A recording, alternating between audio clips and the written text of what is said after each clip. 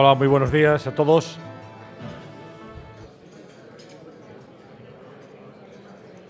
Buenos días. Vamos, por favor, vamos a comenzar este desayuno. Les ruego silencio, si son tan amables, y vamos ya a ordenarnos para poder comenzar este acto. Muy buenos días y muchísimas gracias a todos por su asistencia a esta nueva edición de los desayunos de Nueva Economía Forum. Dentro del Fórum Europa hoy vamos a tener la oportunidad de escuchar al presidente de la Junta de Extremadura, Guillermo Fernández Vara, que es además secretario general del Partido Socialista en la comunidad extremeña. Fernández Vara, candidato a la reelección el próximo día 22 de mayo. Hablaremos de elecciones, de encuestas, de sondeos, de programas, de ideas, de política general del país, y para introducir este acto voy a ceder la palabra al secretario general de UGT, Cándido Méndez, que es además paisano y amigo de nuestro invitado de hoy, Guillermo Fernández Vara. Cándido Méndez, cuando quiera.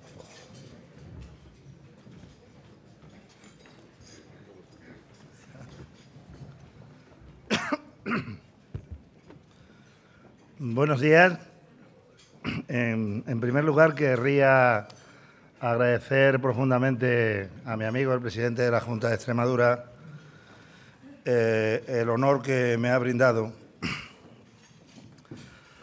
al solicitarme que procediera a presentar su conferencia en el día de hoy en el Fórum Europa.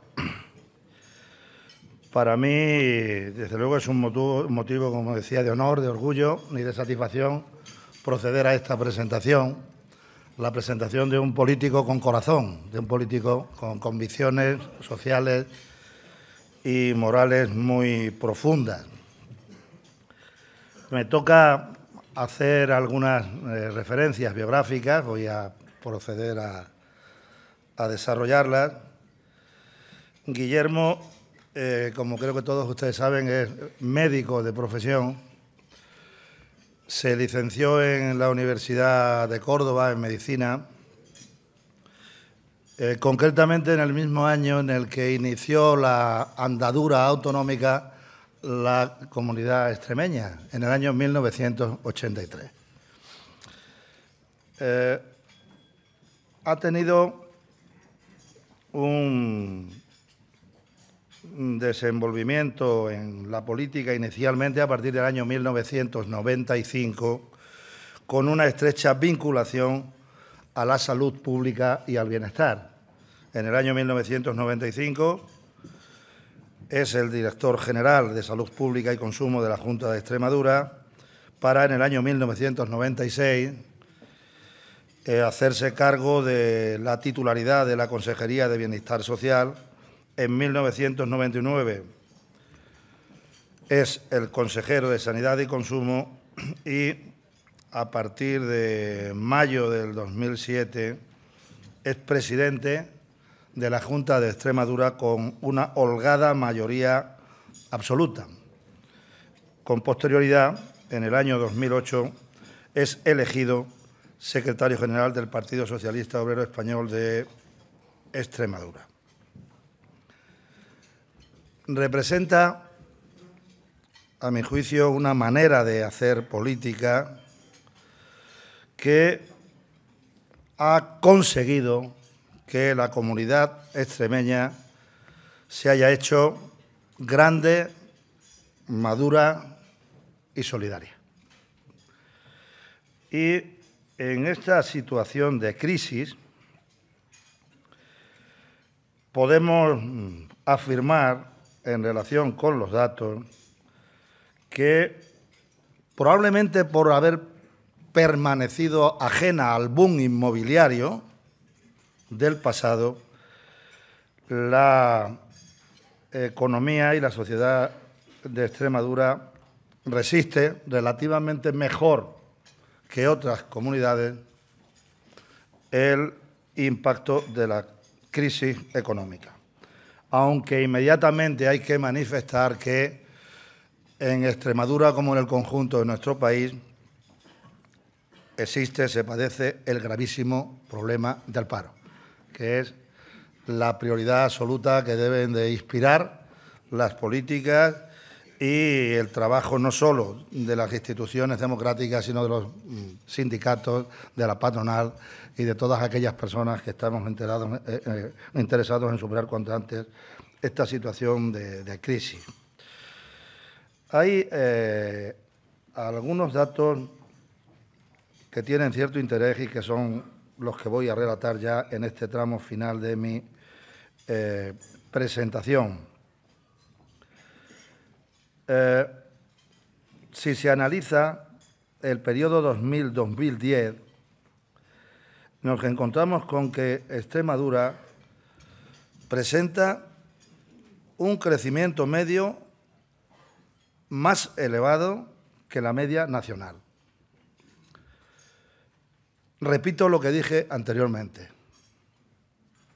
A pesar de permanecer al margen del boom especulativo e inmobiliario. Este es un dato que a mi juicio es tremendamente significativo. Y quería también en esta presentación hacer un par de comentarios en relación con el papel de las comunidades autónomas y el papel de nuestra integración en la Unión Europea como motores del crecimiento y del desarrollo de la comunidad autónoma extremeña. Creo que tiene bastante importancia en tanto en cuanto nosotros seguimos considerando que nuestra integración en la Unión Europea fue un acierto y Europa, a pesar de que las políticas que se desarrollan están presentando ante las europeas y los europeos a Europa como un problema, sigue siendo la gran solución, la gran alternativa.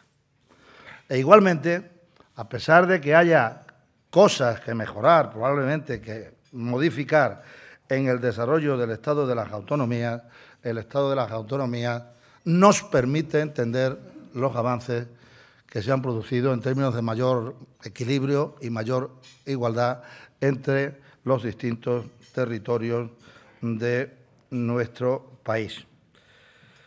Se cumplen 28 años del desarrollo autonómico en Extremadura.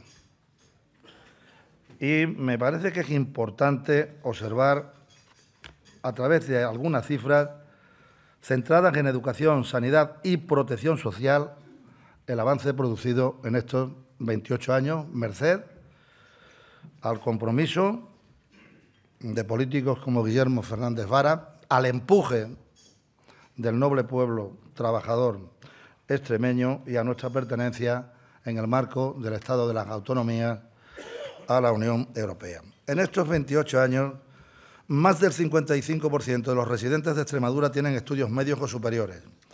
El número de universitarios extremeños se ha multiplicado por 8 y las titulaciones han pasado de 8 a 76, convirtiéndose en la comunidad autónoma con mejor ratio de informatización en la educación escolar. El gasto territorial consolidado en sanidad ha crecido más del 80%, superando en más de 10 puntos a la media nacional. Más del 80% de los extremeños se encuentra a una distancia menor o igual a 30 minutos de su hospital público de referencia. La mortalidad infantil se ha reducido de 12,21 a 4 defunciones por cada 1.000 nacidos vivos menores de un año. Es decir, se ha reducido un 67,24%. La comunidad se ha situado junto con Cantabria como las regiones con mejor sanidad pública en los años 2005 y 2006, según la Federación de Asociaciones para la Defensa de la Sanidad Pública. En 20 años se han duplicado los centros de atención a personas con discapacidad. El número de plazas en residencias para personas mayores se ha multiplicado por 3 y frente a las 27 guarderías públicas existentes en el 86, en la actualidad las familias cuentan en Extremadura con una red de 140 centros públicos. Creo que no hay mejor presentación de Guillermo Fernández Vara que efectivamente hacer esta somera exposición de datos e insistir en el hecho de que este es el resultado de un trabajo hecho con mucha convicción a favor del progreso social y destacando la importancia y el compromiso del consenso social. El diálogo social en Extremadura también es una realidad. El último acuerdo económico, social y empresarial se firmó en el 2007 y acabará su vigencia ahora, pero hay otro, el Plan Regional de Investigación, Desarrollo e Innovación, que va a seguir vigente. Yo tengo muchas coincidencias con Guillermo Fernández Vara, tengo algunas diferencias. La más notoria es la del fútbol. Aunque compartimos un deseo común, que esta noche podamos ver un gran partido de fútbol, pero indudablemente los resultados para ambos de ese partido deben de ser muy distintos, ¿no? Y dicho esto, les dejo con Guillermo Fernández Vara, mi compañero y amigo.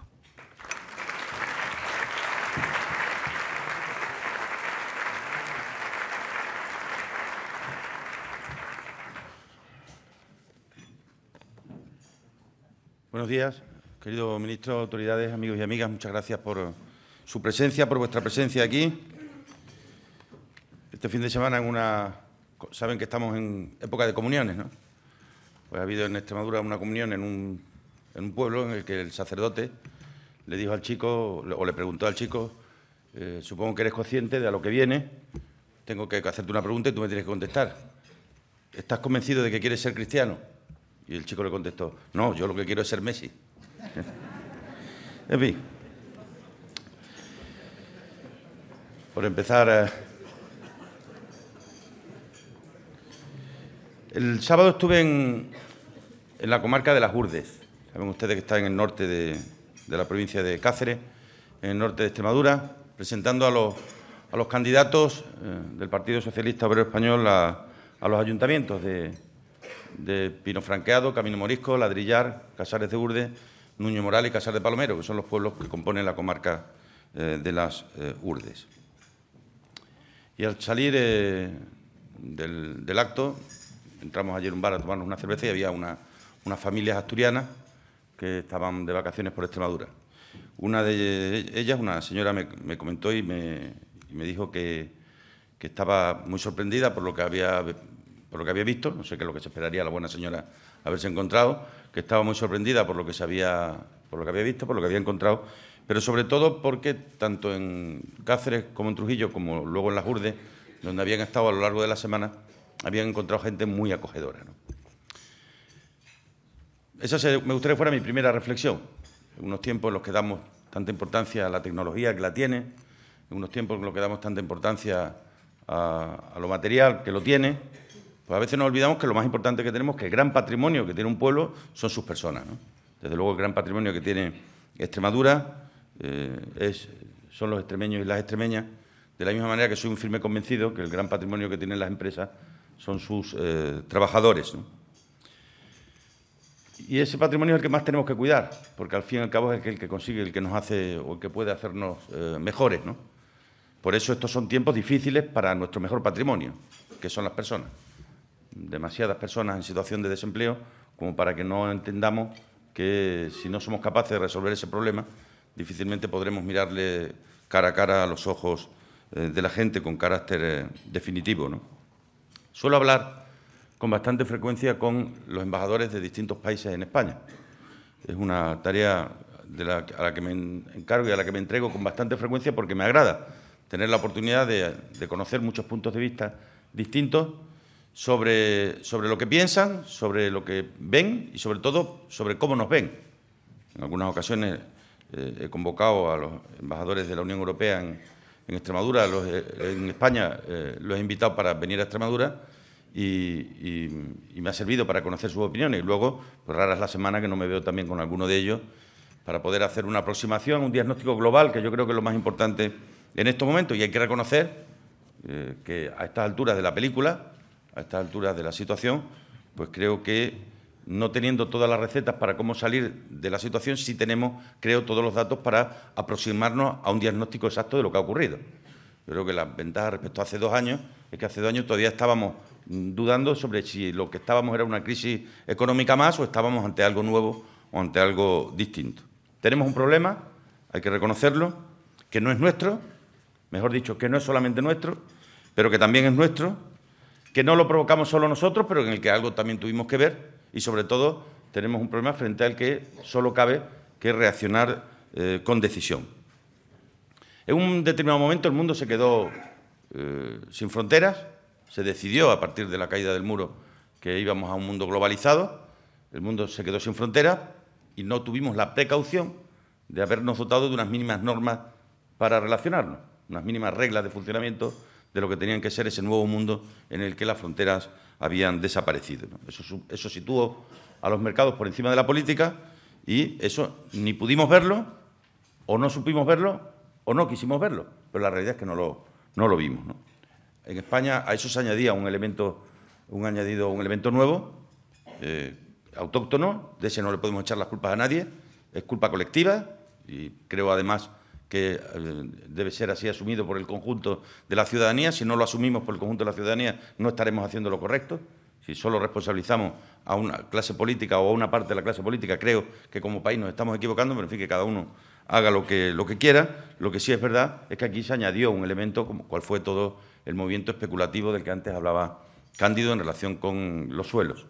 Llegaron, no hace mucho, a imputarse en el precio de la vivienda casi un 40% lo que representaba el precio del suelo, y eso produjo y provocó, pues, evidentemente, una situación que luego sabemos cómo ha terminado, ¿no? Pero no era solo el problema del suelo, era también un problema de empresas, no todas lo productivas que nos gustaría, pero que como accedían con facilidad al crédito, pues eso representaba que lo que no tenías de productivo lo tapabas con endeudamiento, y eso valía también para el empleo, un empleo cuantitativamente significativo, pero cualitativamente precario en muchas ocasiones, incluso en cuanto a sus cuantías, en cuanto a sus salarios, pero que como se accedía con facilidad a la financiación, pues eso hacía que finalmente todo se tapaba bajo el prisma de lo que era el endeudamiento, ¿no? España tiene un problema de endeudamiento público no significativo en relación con otros países, tiene un problema muy serio de endeudamiento privado en relación con otros países, ¿no? Hasta aquí un diagnóstico con el que coincidimos todo el mundo. Simplemente manifestarles, yo soy también responsable de lo que ha ocurrido. No eludo ninguna responsabilidad. Creo que este país necesita todo menos gente que ahora se ponga de lado. Y hay demasiada gente poniéndose de lado. Yo también soy responsable de lo que ha ocurrido. Para ser parte de la solución, necesariamente hay que ser parte del problema. Creo que además eso es higiénico que así sea, y en este país lo que en estos momentos se necesita son personas que asuman la responsabilidad, porque es la única manera de poderte echar luego los problemas de la espalda y decirle a los ciudadanos: vamos a tirar para adelante, esta situación la vamos a resolver. Antes hacía Cándido mención de algunos datos, ha planteado los relativos al PIB. Desde el inicio de la crisis, año 2007 hasta ahora, España ha crecido un 0,6%, el global, Extremadura un 4%, en lo que a exportaciones se refiere, España ha crecido un 0,4%, Extremadura un 15,6%, en la parte negativa, en la tasa EPA, España ha crecido un 142%, Extremadura un 76% hasta el 31 de diciembre del año 2010. Se ha producido un hecho dentro de lo negativo de los datos de la EPA, del desempleo, un dato positivo, que es el dato de actividad. La tasa de actividad en Extremadura ha crecido de manera significativa. Por darles un dato, había en el año 95 380.000 personas activos y ahora hay 500.000, hay 120.000 activos más de los que había hace apenas 15, 16 años. Tenemos una deuda sobre PIB del 9,8, por debajo de la media española, y sobre presupuesto del 31,1, la mitad exactamente de la que representa o de lo que representa ese mismo cifra en la media del conjunto de las comunidades autónomas. Estos son épocas o momentos de balance. Y en los balances se apuntan los debes y los haber. Yo me apunto mi primer debe: no cumplir lo que prometí en materia de empleo. Creo que es justo reconocerlo. Me presenté a las elecciones hace 4 años ofreciendo empleo y eso no lo he podido cumplir. Fácil es echar las culpas a los demás. No, yo habré tenido también una parte de responsabilidad en todo lo que ha ocurrido. Porque por esa razón es por la que ahora me comprometo a intentar recomponer una situación que permita el que podamos resolver el que representa el principal problema para España, para los españoles y con ellos también para Extremadura y los extremeños. En el haber hay distintas cosas que uno puede valorar como positivas. Yo, desde luego, la que valoro como más positiva es el haber superado a la media nacional hace 2 cursos y ya ampliamente en el último, en lo que a la tasa de graduados de la educación secundaria obligatoria se refiere. España está en un 74%, Extremadura en un 76,3%, en el bien entendido que partíamos de una situación en la que estábamos 7 puntos por debajo de la media al inicio de la década de este siglo en Extremadura, ¿no? Se le ha dado un impulso muy importante a lo que significa la conciliación familiar con los centros de educación infantil, casi el doble de los que había 153, ahora hay 287, se han puesto en marcha casi 200 comedores escolares y también aulas matinales, que es una manera de utilizar la escuela también para conciliar y para ayudar a las familias. Se puede llegar a la escuela antes de que empiecen las clases, se va uno de la escuela después de que termine para ayudar, para compasar los tiempos con los de la familia.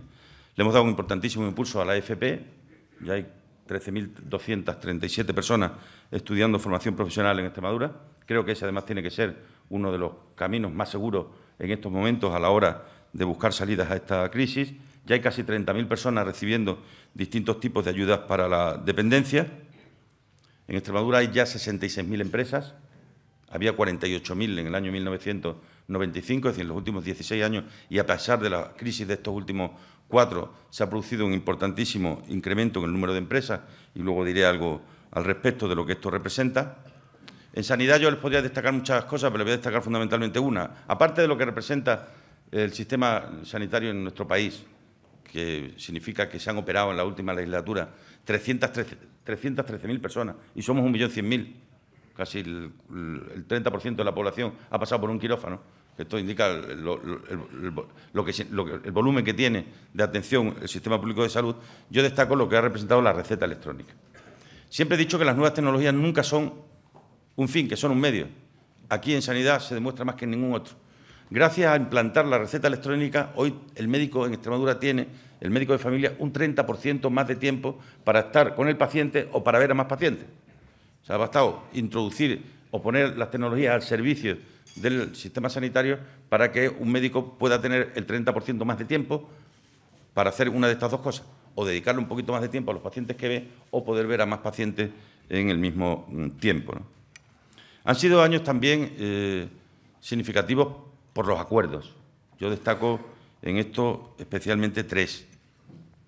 Nos pusimos de acuerdo en el estatuto, en la reforma del Estatuto de Autonomía de Extremadura, que es un estatuto singular, evidentemente singular porque es el nuestro, que no es mejor que ninguno, ni tampoco para dar lecciones a nadie, ni tampoco para aprender de nadie, es el nuestro. Pero sí es verdad que es un estatuto que no tiene carta de derechos y de deberes, porque no es la Constitución de Extremadura. La Constitución de Extremadura es la del 78, la que es de todos. Es solo nuestro Estatuto de Autonomía, o nada más y nada menos que nuestro Estatuto de Autonomía. Pero en él no hay más derechos y deberes que lo que la Constitución atribuye al conjunto de los españoles y al conjunto de las españolas. Destaco la importante unanimidad de origen en la Asamblea de Extremadura y la importante unanimidad en final, tanto en el Congreso de los Diputados como en el Senado. Igualmente, aprobamos el año pasado por estas fechas, y hemos desarrollado en este último año de legislatura, el Pacto Social y Político de Reformas por Extremadura, que significó un gran acuerdo entre los agentes sociales, la patronal, los sindicatos y la Junta de Extremadura, en relación con temas que a mi juicio me parecían que eran esenciales. Empezamos enfrentándonos a la crisis con medidas anticrisis, hasta que de pronto un día descubrimos que era condición necesaria pero no suficiente. No era suficiente con medidas, había que hacer reformas y reformas en profundidad. Y esas no las podíamos hacer solos. Cuando uno plantea el horizonte de los siguientes 2 años, uno mira a la aritmética parlamentaria, pero cuando uno mira al futuro de su tierra en los próximos 10, 15, 20 años, no solo es la aritmética parlamentaria, es la realidad social. Y hay que llamar a la puerta de todos aquellos que forman parte de esa realidad social. Y ahí está la patronal, los agentes sociales y el conjunto de los grupos políticos presentes en el Parlamento. Y hemos aprobado aspectos tan importantes como la Ley para la Consolidación y Creación de Empresas. Por ponerles un ejemplo, Extremadura es una comunidad autónoma donde para enganchar la luz y el agua a un negocio ya no tiene que esperar a la cédula de habitabilidad del ayuntamiento. O cuando uno quiere y solicita el impacto ambiental, automáticamente esto significa que también va la calificación urbanística, con lo cual los plazos los hemos acortado de manera notable y creo que todavía no lo suficiente, ¿no? Hemos sido la primera comunidad en tener una ley de responsabilidad social empresarial pactada, no para imponer, sino para proponer un modelo de retorno de lo que significa el fin social del capital y el fin social de la empresa. Hemos llevado a cabo también estrategias importantes, la estrategia de internacionalización, la estrategia para la industria innovadora, la estrategia para el emprendimiento, una serie de leyes, planes y estrategias que nos marcan claramente el futuro de lo que hay que hacer en nuestra región en los próximos años, y hacerlo además sobre la base de un diagnóstico adecuado de la realidad y utilizando todas las herramientas y todos los instrumentos de los que en estos momentos disponemos. Y por último, y dentro de ese pacto, pero de manera muy especial, quiero destacar el acuerdo por la Ley de Educación. Hemos aprobado el pasado mes de febrero la primera Ley de Educación en España, que se hace sin ningún voto en contra, o lo que es lo mismo, con todos los votos a favor. Me propuse desde el primer momento que o la ley la aprobábamos con todos los votos o no la aprobaríamos. Yo no quería una ley que fuera solo de la mitad de mi región, quería una ley que fuera de todos, del 100%. Quería que fuera una ley que nadie la cambie en los próximos años. Quería que fuera al mismo tiempo también un espacio donde pudiéramos encontrarnos. Y para encontrarnos ya sabéis lo que hay que hacer, salirse al encuentro. Si yo quiero ponerme de acuerdo con otro y quiero que el otro venga hasta donde estoy yo, no va a venir. Si el otro quiere que vaya yo donde está él, tampoco. Pero si salimos y nos encontramos a mitad de camino, esa será la ley, no la que yo hubiera aprobado, tampoco la que hubieran aprobado los demás, pero sí la mejor posible para el conjunto de los extremeños y para el conjunto de las extremeñas. Donde decía Cándido, y es verdad, que el dato más significativo desde el inicio de la autonomía no está en las grandes infraestructuras. Las grandes infraestructuras son una parte de la historia de Extremadura, pero la parte más importante es que hace 28 años el 80% de los extremeños eran analfabetos funcionales o materiales, no sabían leer y escribir o solo tenían estudios primarios, y hoy el 57% tienen estudios medios y superiores. Y la Universidad de Extremadura es hoy un sitio por el que pasa mucha gente, y también la universidad ha pasado por la vida de mucha gente, lo cual ha cambiado en gran medida la realidad de nuestra región. En relación con esto, entramos en un proceso, el próximo viernes empieza la campaña electoral, en el que es el momento de plantear algunas cuestiones, y algunas de ellas me gustaría aquí compartirlas con ustedes, con vosotros, de manera rápida, ¿no? Sabemos que tenemos un problema en lo que al crédito se refiere, quizás porque nos acostumbramos a vivir en exceso dependiendo del crédito. Casi para todo era crédito. Yo recuerdo perfectamente hace unos años cuando fui a comprarme una casa en una pedanía cercana a mi pueblo, y fui a hablar con el banco, y en el banco me dijeron que por qué no me compraba dos. Le dije, es que yo solo necesito una. Y como necesito una, no necesito que me den dos préstamos, solo necesito una, ¿no? La realidad en aquellos momentos era una, la realidad hoy es otra. Tenemos una dificultad evidente con el crédito, y creo que entre todos tenemos que intentar hacer un esfuerzo. Por parte de las administraciones públicas, pues creo que hay que seguir con el trabajo que se está haciendo de austeridad en el gasto público. Hemos abierto en canal el gasto público, eso se lo puedo asegurar. La grasa está quitada, la grasa está toda quitada. Si alguna queda por quitar, no lo duden que se quitará en el futuro. Nosotros hicimos el pasado año una reducción del 10% en los altos cargos y personal de confianza, que se completará el 1 de julio de este año con otro 20% para llegar hasta el 30%.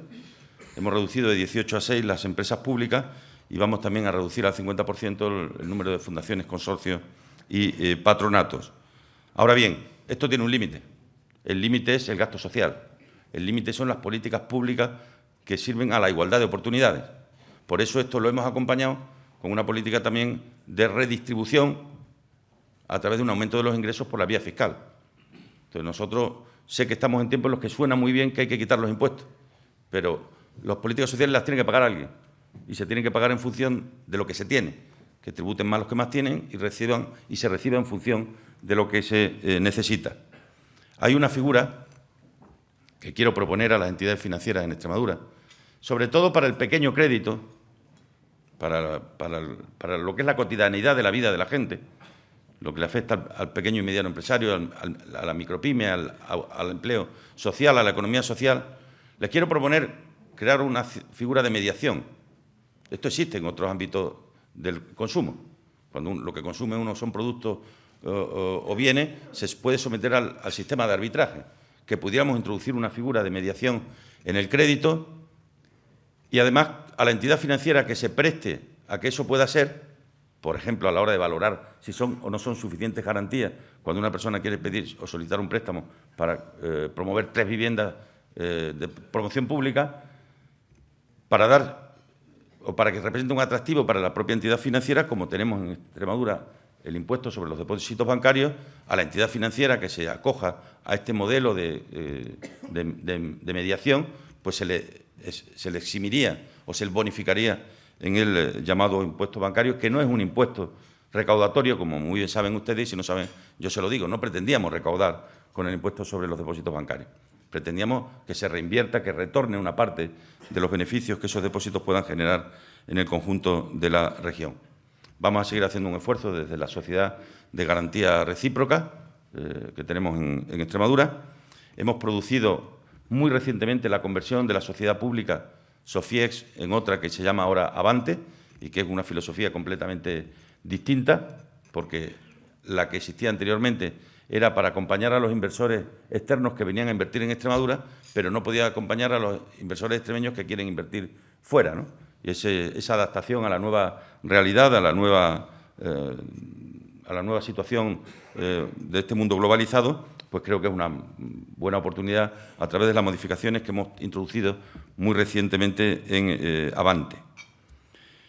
Hay que seguir eliminando la burocracia. Creo que el paso siguiente tiene que ir en línea con los silencios positivos, es decir, hay que dejar reducido a la mínima expresión los silencios negativos. Los silencios tienen que ser positivos, por principio deben ser positivos.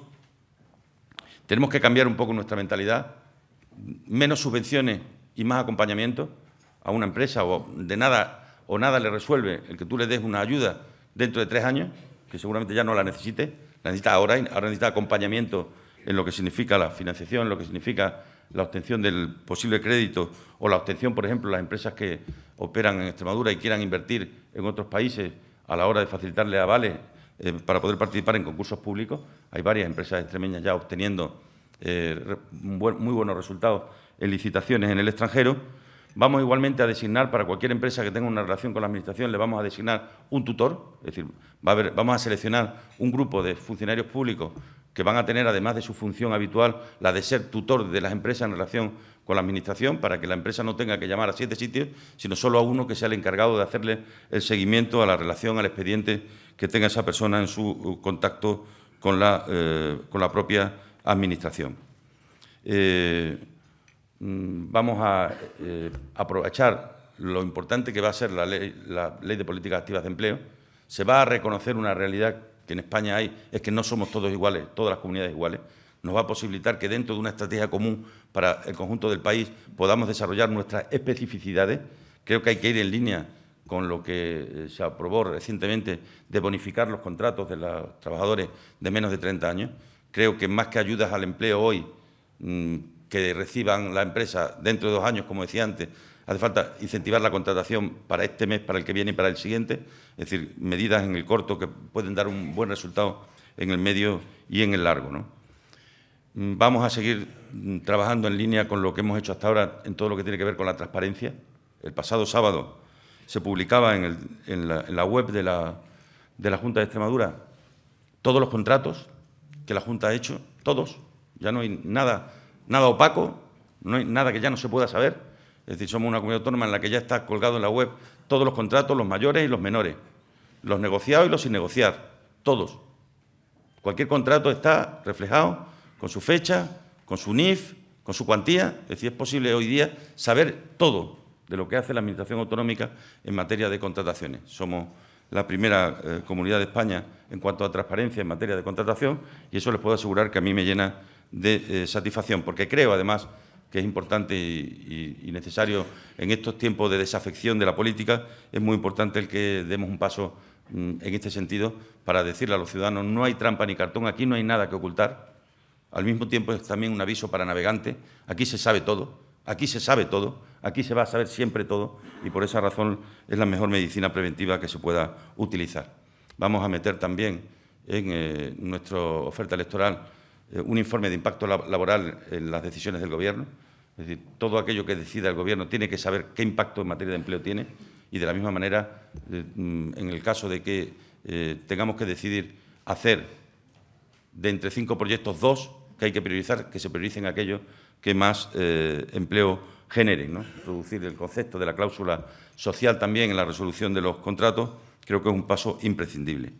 Igualmente, en nuestro programa electoral apuesta firmemente por lo que significa la España de las autonomías, pero en una dimensión no solo entendida tal como ahora lo hemos hecho, consiste en profundizar en la descentralización, sino profundizar en la cooperación entre nosotros. Creo que vienen tiempos en los que tenemos que iniciar un proceso de cooperación entre el conjunto de los pueblos y territorios de nuestro país. A mi juicio es imprescindible, al menos en 4 líneas. Una de ellas en lo que representa la unidad de mercado. Creo que hay que sentarse y ver si no hemos desarrollado algunas leyes o algunas normas que de facto están produciendo una ruptura de la unidad de mercado en España, y eso no es bueno para el país, en un país en el que creo que la marca España es quizás lo más poderoso o lo de mayor fortaleza que podemos tener. En segundo lugar, derivado con la libre circulación de personas, estamos dando pasos. Recientemente hemos acordado una serie de comunidades que las licencias de caza y pesca las podamos compartir. Ese es el camino, por ahí hay que avanzar. Eso no significa ir para atrás, eso significa avanzar en la coordinación, en la cooperación, en lo que es esas medidas de sentido común que todo el mundo entiende. En tercer lugar, en el sistema de ciencia y tecnología. Creo que no podemos trocear el sistema de ciencia y tecnología en España, debe ser uno. No puede haber de todo en todas partes. No puede haber centros tecnológicos afectados a todas las áreas, en todas las comunidades y en todas las provincias. Eso, desde el punto de vista del sentido común, es un disparate. Y esto me vale también para las universidades. Es decir, no quiere decir que tengan que desaparecer universidades. Quiere decir que tenemos que ver a nuestro país como un todo y no como 17 partes. Lo decía el otro día aquí en Madrid y lo repito aquí, y lo repito aquí hoy. A mí me gustó mucho que España fuera campeona del mundo de fútbol, pero me hubiera gustado más que fuera campeona del mundo de otras cosas. Es decir, que tuviéramos alguna universidad entre las 200 mejores del mundo, por ejemplo. Y eso yo creo que es necesario que lo tengamos en cuenta. Es decir, a mí me gusta mucho el deporte, disfruto con las victorias de nuestros deportistas, pero disfrutaría también con la victoria de nuestros científicos y de todo aquello que representara un éxito en el mundo del conocimiento, ¿no? Y, en cuarto lugar, en todo lo que tiene que ver con la organización territorial administrativa, ¿no? Mucho se dice que tienen que desaparecer las diputaciones, los de las diputaciones dirán que por qué no desaparecen las autonomías que desaparezcan los ayuntamientos dirán que por qué no desaparece yo qué sé. Lo que hay es que coordinarse y aplicar el criterio de la administración única. Y seguramente no tenga que haber de todo en todas partes. Y puede haber delegaciones del Gobierno en las comunidades autónomas, pero a lo mejor no tiene que haberla en todas las provincias. O delegaciones de las comunidades autónomas en todas las provincias y de todas las consejerías. Pues muy probablemente en eso podemos avanzar. Y podemos avanzar, además, yo creo que hay mucho margen para poder hacerlo. Voy terminando con 2 reflexiones, una relativa a ETA. Creo que en el País Vasco están pasando muchas cosas. Muy probablemente los que vivimos fuera de allí no lo notamos, pero allí se lo están notando. Por eso debemos entender a veces determinadas posiciones o determinadas voces que desde allí piden acompañamiento en todo un proceso que es complejo. Muy probablemente no han cambiado tantas cosas como para que las decisiones de los tribunales sean otras, muy probablemente no, pero no podemos negar que están pasando cosas y que están pasando cosas importantes. A muchos de nosotros, seguramente, años atrás, si nos hubieran dicho en Navidades, ¿qué le gustaría a usted que ocurriera a lo largo del año siguiente? Pues 2 de los titulares que a muchos de nosotros nos hubieran gustado se han producido. Y es que ETA dejara de matar y que dejara de pasarle a los empresarios el impuesto revolucionario. Es decir, cosas están ocurriendo y cosas importantes.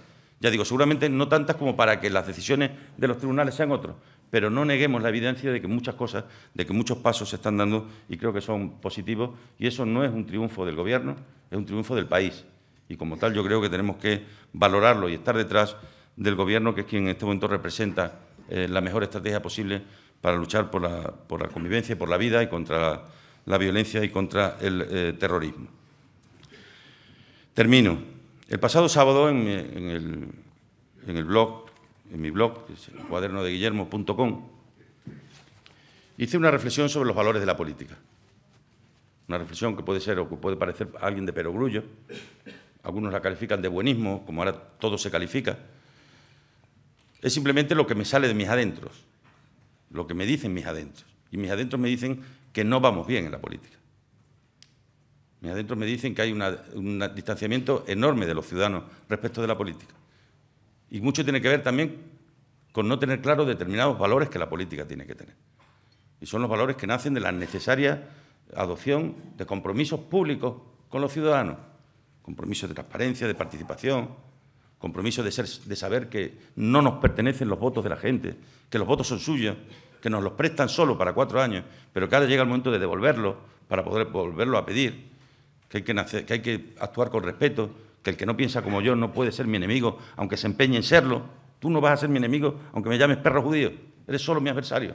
No te empeñes en lo contrario porque no lo vas a lograr. Que tenemos que ver la política también con humildad, que no me gustan los que nunca se equivocan, que no me gustan los sabios, sobre todo entendidos por sabijondos, como decimos en mi tierra, que no me gustan aquellos que parece que ostentan la patente de las verdades absolutas, que hay que ver la vida siempre desde un aspecto basado en intentar encontrar los puntos de encuentro, los puntos de concordia, que hay que defender las ideas que uno tiene, defenderlas con pasión, pero defenderlas siempre con respeto. En fin, que la política tiene que tener unos valores necesarios que quizá en estos momentos haya que recordar, porque cuando el ciudadano abandona a la política es porque la política previamente ha abandonado al ciudadano. Y ese camino hay que recuperarlo, porque si no lo recuperamos, si la política no ocupa el lugar que tiene que ocupar, alguien vendrá y lo ocupará. Y ese que venga y lo ocupe, no sé si nos va a gustar lo que tiene pensado hacer con nuestras vidas. Nada más y muchas gracias.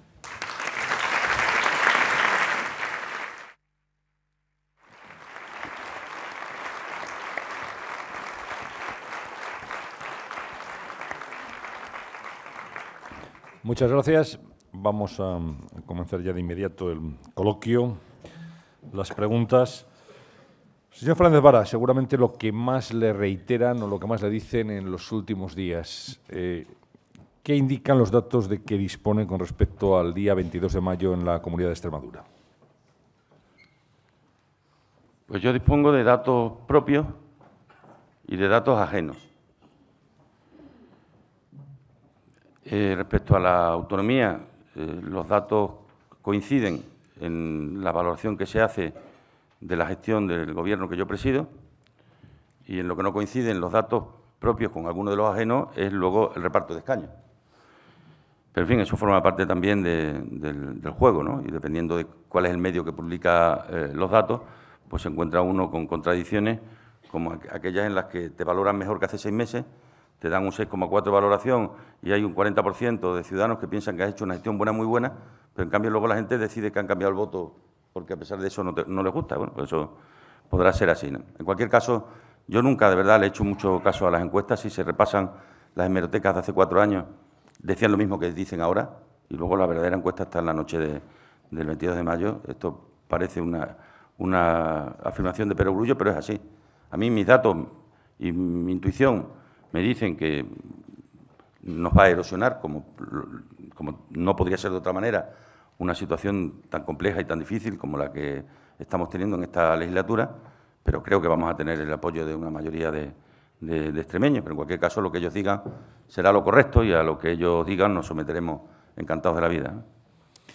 Y después del 22 de mayo llegará el 23, es el momento, ha dicho su partido, de hablar de la sucesión de Rodríguez Zapatero. Particularmente, ¿piensa que debe haber primarias en el Partido Socialista o que sería más deseable un pacto entre los dos candidatos que en principio se perfilan como aspirantes a esa sucesión, entre Rubalcaba y Carmen Chacón?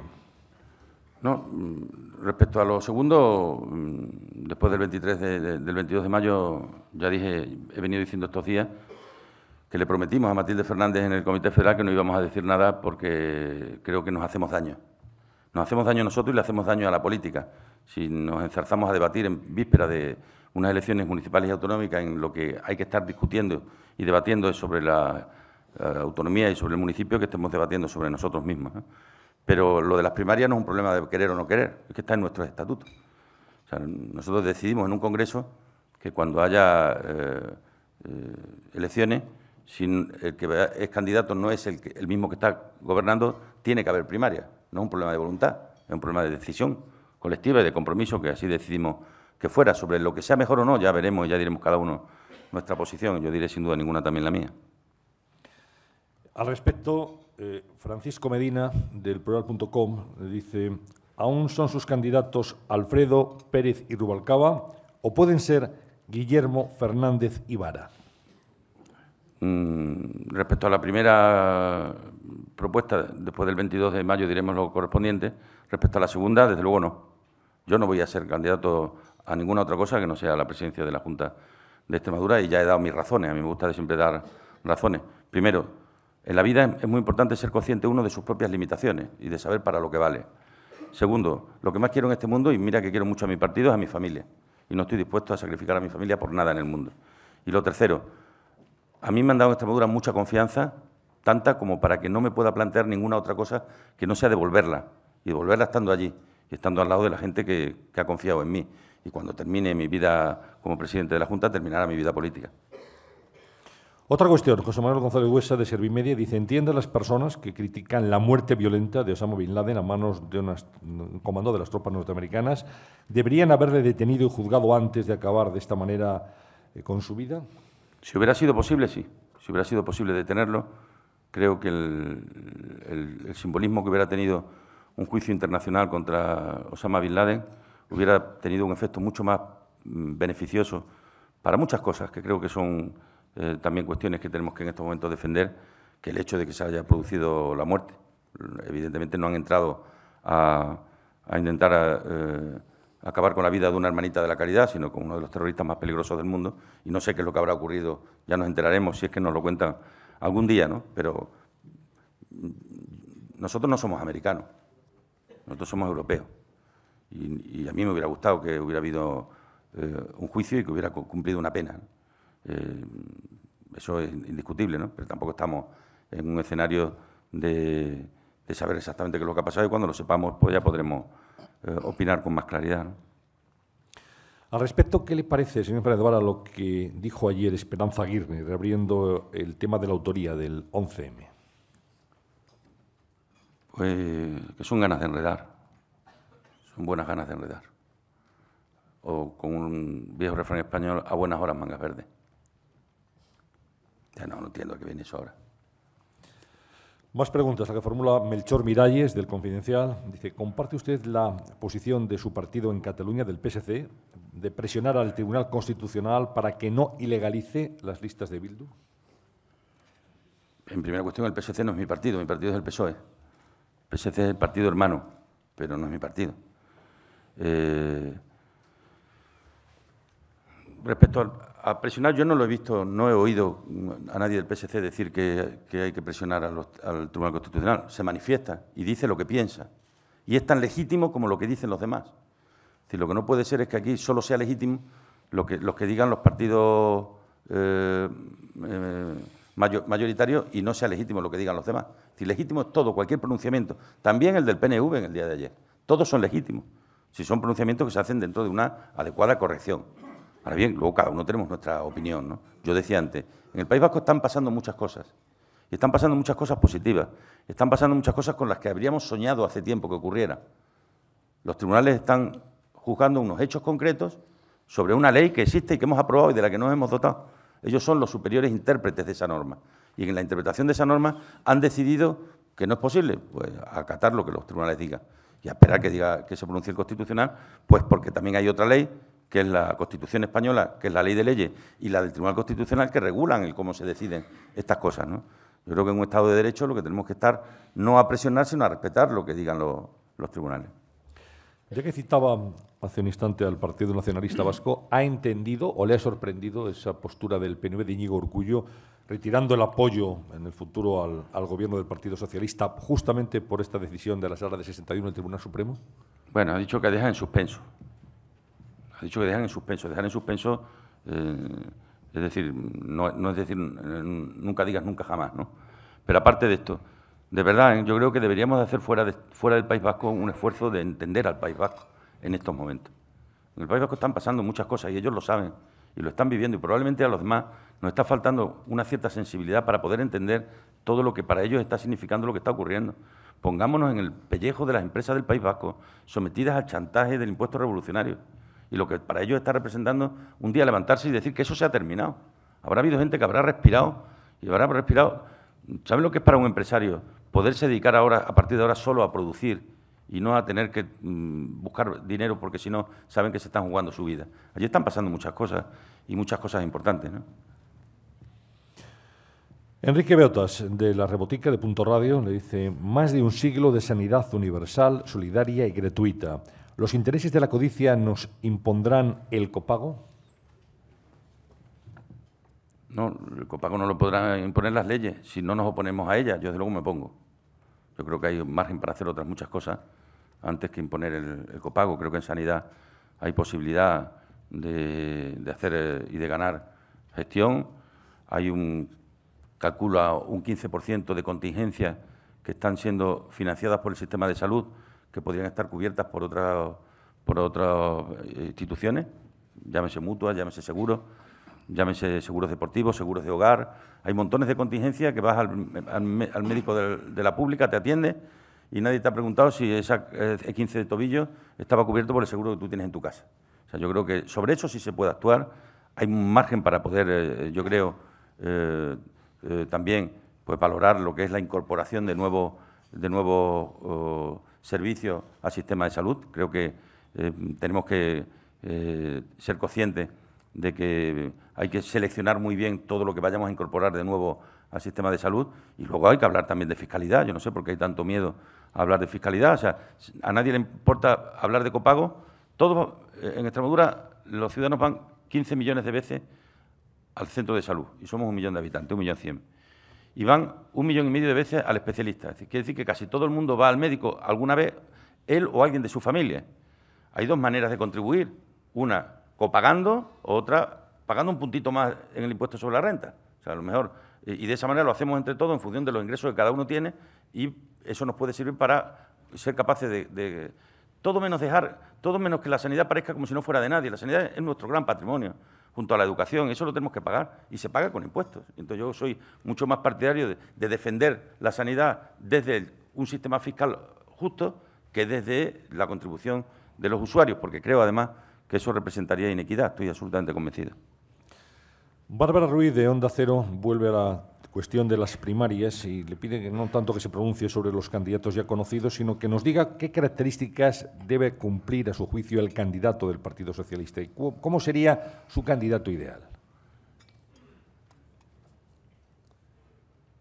Mi candidato ideal, español o española, mayor de 18 años y militante del Partido Socialista Obrero Español. A partir de ahí me vale cualquiera que sea capaz y que no tenga o que tenga capacidad para generar liderazgo. Los liderazgos son liderar el estado de ánimo de la gente y generar expectativas. Quien sea capaz de liderar el estado de ánimo de los ciudadanos y de generar expectativas me vale, pero fundamentalmente mayor de 18 años, español y militante del PSOE. Ahora, dentro de los ideales hay unos más ideales que otros también, señor Fernández Vara. Claro. Pero en esto influye... Ahí vamos, justamente. No, si no voy a entrar. No voy a entrar. ¿El 23 sí? El 23 sí. Esperamos al 23 entonces. José Manuel González Huesa vuelve a preguntarle y le dice si tiene pensado establecer un límite de mandatos, o sea, de tiempos a su mandato como presidente de Extremadura después de las próximas elecciones, si es que las gana. ¿Haría como Zapatero, que solo ha estado 2 legislaturas como presidente? A mí, José Luis Rodríguez Zapatero, cuando me eligieron mis compañeros en Extremadura candidato a la presidencia de la Junta, el 19 y 20 de 2006, de septiembre del 2006, me recibió 10 días después en Ferraz, después de una comisión ejecutiva federal, y me dijo: la noche de las elecciones te reúnes con tu mujer y decide cuándo te vas a marchar, pero no se lo digas a nadie. Supongo que él lo habría hecho también.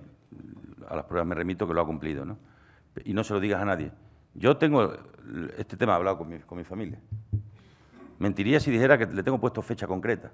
Lo que sí puedo decir es que yo no quiero dedicarme a la política toda mi vida. A mí me gustaría volver a ser médico y volver a ejercer la profesión que yo elegí. Luego la política me eligió a mí, ¿no?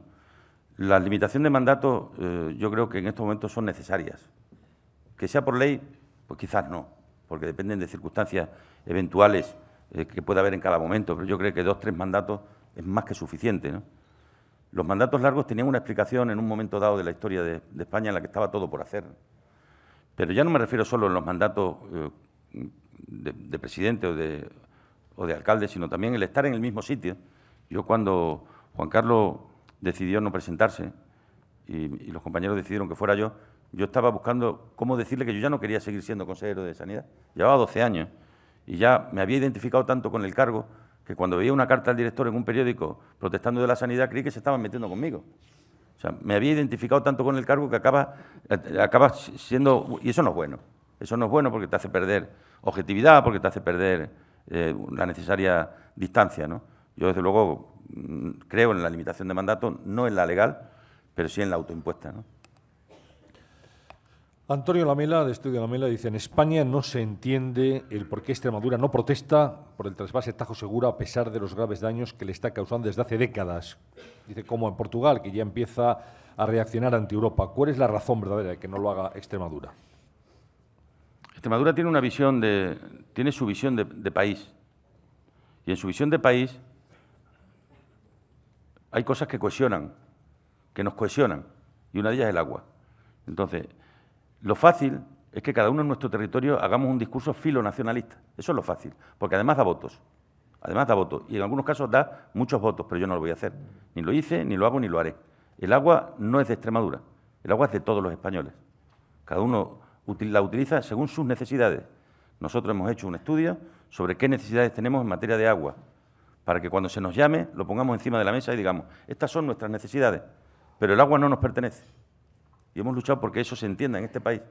Como no nos pertenece la energía y como no nos pertenecen las grandes infraestructuras, como no nos pertenecen los impuestos, porque si yo me quiero quedar con el agua, mañana habrá alguna otra comunidad que se quiera quedar con sus impuestos. Y si yo defiendo que eso es para todos, el agua también tiene que ser para todos. Y ese discurso frentista, conmigo que no cuenten, porque en ese discurso frentista no gana nadie. Y creo además que perdemos todo, ¿no? Adolfo Fovieres dice, si resultara reelegido, ¿reducirá el tamaño de la administración pública extremeña o piensa que no necesita ningún recorte después de los ya hechos? Sí, reduciré y de manera significativa. Además del que ya he hecho, he dicho que al menos como mínimo un 20% más. Rafael García Plata, de Guadalupex, dice, 31 pueblos extremeños y la patrona de Extremadura, Nuestra Señora de Guadalupe, pertenecen a Toledo. Caso insólito, el PSOE en su programa prevé solucionar o colaborar en la solución de este problema identitario e ilógico. En el programa no. Nuestro programa es un programa laico y como tal no introducimos qué organización tiene que tener las diócesis. En nuestro corazón sí. En nuestro corazón y en nuestra cabeza sí. Está. No tiene mucho sentido que además cuando la encíclica del Concilio Vaticano II hablaba de equiparación de alguna manera de los límites eclesiásticos a los administrativos, que tanto tiempo después todavía no hayamos sido capaces de que los arciprestazgos de Guadalupe y de Puebla de Alcocer vuelvan a pertenecer o pertenezcan a las diócesis extremeñas, ¿no? Este es un problema que es un problema de la Iglesia Católica, que hemos hablado en el ámbito de las relaciones que hay cordiales y que a nosotros nos gustaría que se resolviera. Pero lo que no utilizaré nunca a la Virgen de Guadalupe es para ganar ni un solo voto, porque no me parecería justo que así fuera, ¿no? Raúl Massa, de la revista Dirigentes, dice, ¿qué opinión le merece la ausencia de debates televisados en la campaña electoral? ¿Esta acción no denota un gran déficit democrático? Yo le cuento lo que yo he ofrecido en Extremadura, que me parece además que podría ser una buena decisión, ¿no? O una buena solución. Yo he participado en debates de televisión. Los debates en televisión son todo menos debate. Es decir, en los debates en televisión no se debate. Es más, los que vamos a ellos vamos con la consigna clara de no entrar al trapo o de meter tus mensajes con independencia de lo que digan los demás. Eso no son debates. Yo he propuesto en Extremadura y he aceptado 6 debates, con 2 condiciones. Una, que pueden ser televisados por todas las teles, radiados por todas las radios y seguidos por todos los medios. Es decir, abiertos a cualquiera. Y la otra condición es que sean organizados por la sociedad civil. Organizados por la sociedad civil significa no solo organizarlo, sino que cuando termina el debate entre los políticos, se abre un debate con los ciudadanos. Y entonces, una primera hora o hora y cuarto de debate entre nosotros y otro tiempo de debate con los ciudadanos. Los ciudadanos preguntan, sin que esas preguntas estén condicionadas por los partidos, ni orientadas por los partidos, sino abiertas. Y he aceptado uno propuesto por un grupo empresarial, Iniciativa Más Uno. He aceptado otro propuesto por la Facultad de Educación. He aceptado otro propuesto por Comisiones Obreras, por su fundación. he aceptado otro propuesto por la cadena SER, he aceptado otro propuesto por una comunidad de regantes y el sexto, que no me acuerdo ahora cuál es, el Ateneo de Cáceres, una institución cultural de Cáceres. He aceptado esos 6 con esas 2 condiciones, que pueden ser televisados por todos y que luego haya preguntas de los ciudadanos.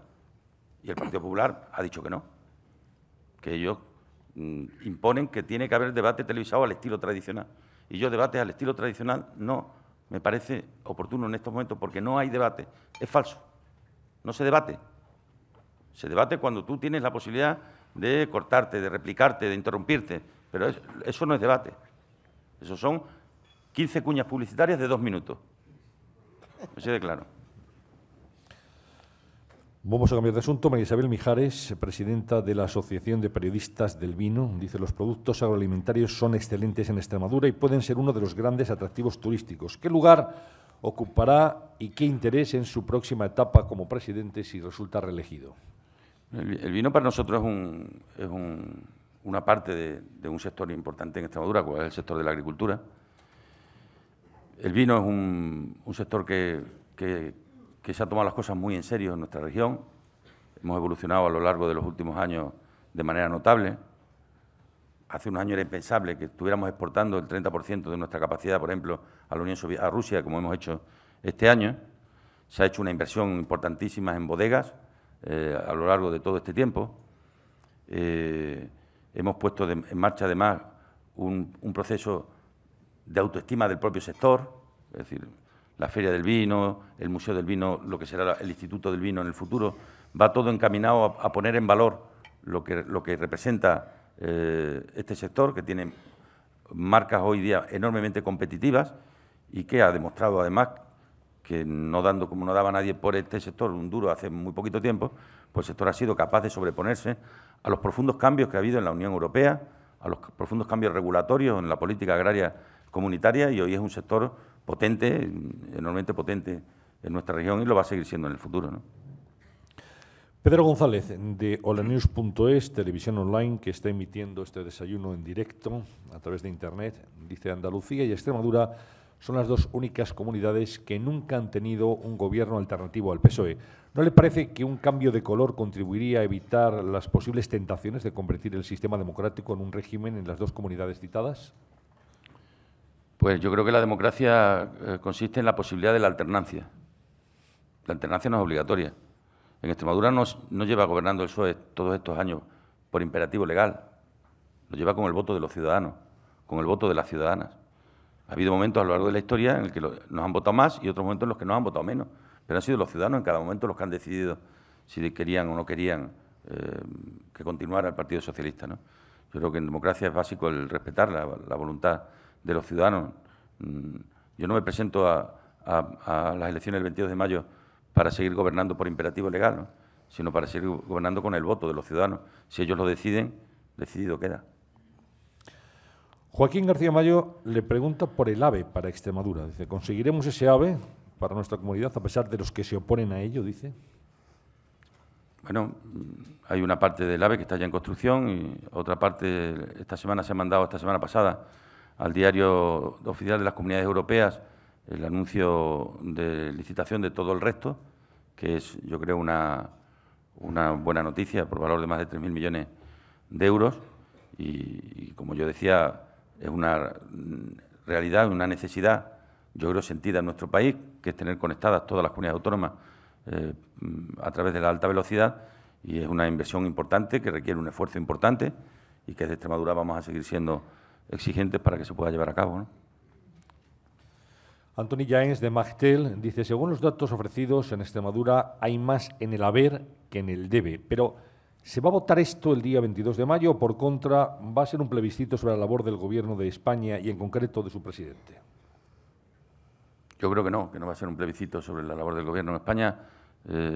Los ciudadanos han alcanzado una enorme madurez democrática, enorme, y saben perfectamente lo que se vota en cada elección.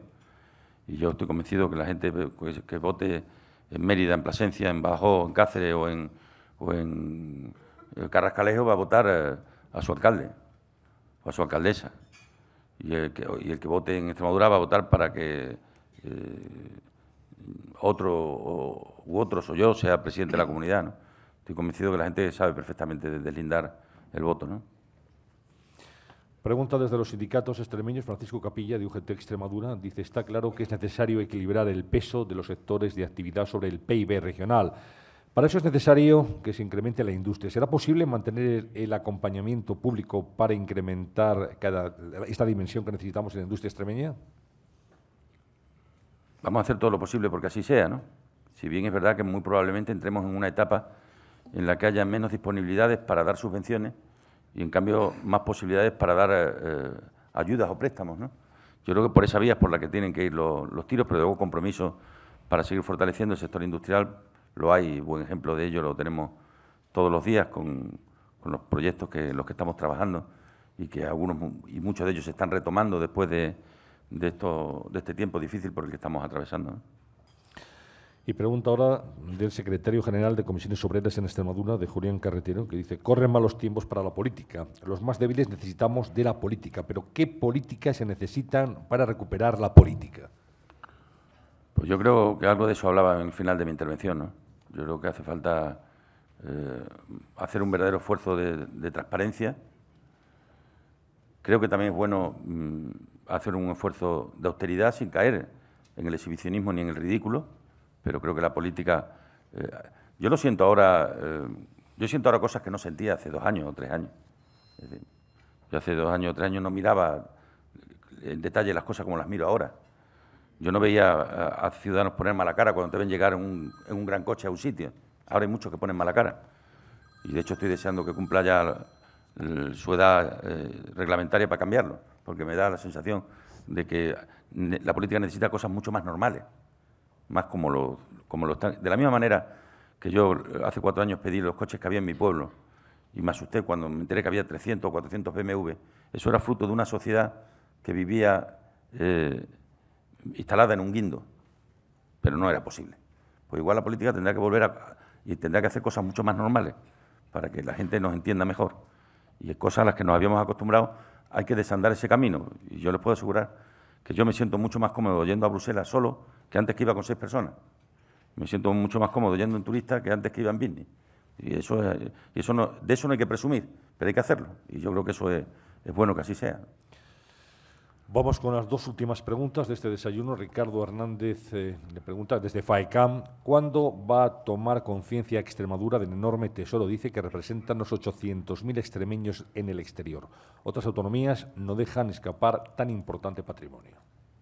Nosotros un patrimonio que cuidamos mucho. Si bien yo creo que la relación de los que se fueron, de los emigrantes, que tienen la suerte de tener 2 regiones porque pertenecen a País Vasco y a Extremadura, a Cataluña y Extremadura, a Madrid y Extremadura, o a Suiza o Alemania y Extremadura, yo creo que la relación con Extremadura ahora es distinta. Es decir, no exenta de nostalgia, pero ahora muchos de ellos vienen con mucha frecuencia. Hay muchos de ellos que vienen y pasan una temporada al año en Extremadura y otra en su lugar habitual. La relación es distinta y como la relación y los tiempos han cambiado, pues también tiene que cambiar la manera de entender todo lo que significa el fenómeno de la inmigración. Yo ahora los veo más como embajadores de lo nuestro, como gente capaz de transmitir y de llevar más allá de nuestros límites fronterizos nuestros valores, que con el efecto nostálgico con el que lo veíamos hace unos años, ¿no? Y por eso ahora estamos trabajando mucho en las casas regionales como sitios desde donde se puede prestar un gran servicio a Extremadura, ¿no? Y terminamos hablando, como no, del agua también. Pregunta que formula Alfonso Martínez, de Castilla y León Televisión. ¿De qué valoración puede hacernos sobre la sentencia del Tribunal Constitucional sobre las competencias del Duero? ¿Por qué tanta molestia sobre una cuenca que apenas discurre por Extremadura? ¿Qué solución considera la más oportuna o quién cree que debería gestionarlo? Porque es un problema de concepto, un problema de principio. Nosotros tenemos un principio, que es la unidad de Cuenca. La unidad de Cuenca está en la Constitución. La Constitución dice que cuando una cuenca atraviesa por más de una comunidad, la competencia es del Estado. Perdón, del Gobierno de España, porque Estado somos todos. Y defender eso es defender la cohesión en el país. Porque si yo me quiero quedar, si yo digo, bueno, pues ahora la parte del Tajo y del Guadiana que pasa por Extremadura es de Extremadura. Si troceamos los ríos, acabaremos troceando las líneas de alta tensión. Yo quiero las que hay en Extremadura que salen de Almaraz, quiero que sean mías, de mi propiedad. Acabamos, pues otros se quedarán con los impuestos y este país se nos va al carajo. Y yo no quiero que eso ocurra, bajo ningún concepto. Entonces, un problema de principio, un problema de concebir compatible la realidad autonómica con la existencia de una España que nos pertenece a todos y que tiene 4, 5, 6 cosas que la articulan y que la cohesionan. Y una de ellas es el agua. Que yo tengo el 0,000001 de la cuenca del Duero no significa que yo renuncie a mis principios. Es más, yo podría decirle, yo os regalaría ese 0,0001, pero no lo voy a hacer porque sería ir contra mis principios. Y entonces, dicho esto, estamos ante una gran oportunidad, magnífica oportunidad, de poder demostrar algo que en España no hemos probado todavía nunca, que es a gestionar algo conjuntamente el Gobierno de España y los gobiernos de las comunidades autónomas. Sería bueno, sería deseable aprovechar estas sentencias para decir, a partir de ahora, vamos a cogestionar las cuencas, el Gobierno de España y las 4 o 5 comunidades. Y ahí yo no tengo inconveniente en que estén más representadas aquellas que tienen más parte de la cuenca, pero estando todos conceptualmente presentes y entendiendo todo que el agua cohesiona este país. No puede el agua dividir, tiene que cohesionar. Porque ya digo, no vale hacer un discurso españolista cuando se viene a Madrid y hacer un discurso filonacionalista cuando se está en el territorio. Yo esto que digo aquí lo digo en mi tierra. Y muy probablemente haya gente a la que no le guste. Pero yo no quiero ni un solo voto, ni por meterme con otra comunidad, ni por hacer nada, ni tomar ninguna decisión que contribuya o que le haga daño a mi país. Porque no lo quiero, porque no me vale, porque no me sirve. Muy bien, pues le agradezco su intervención y para cerrar este acto le voy a ceder la palabra del doctor Fernández Vara, al doctor Enrique de Porres, de médico a médico, para que clausure el desayuno en nombre de los patrocinadores del mismo. Buenos días. En nombre de BT, Red Eléctrica y Asisa, me ha correspondido cerrar la jornada de hoy con el presidente de Extremadura, que, como se acaba de mencionar, además es compañero de profesión y desde su etapa de consejero de Sanidad, buen amigo. Por lo tanto, para mí, además de un orgullo y un honor, es un placer poder dirigirle unas palabras. En primer lugar, para agradecerle las facilidades que ha dado a la organización para estar esta mañana con nosotros. Y, en segundo lugar, para agradecerle su forma de entender la política, su cercanía, su integridad, su honestidad, porque nos hace sentir un legítimo orgullo corporativo a los que somos compañeros de profesión y porque creo que acredita que la vocación de servicio, que debe ser una condición necesaria para el ejercicio de nuestra profesión, es un valor también importante para el ejercicio de la política. Nada más. Muchas gracias a todos por su presencia.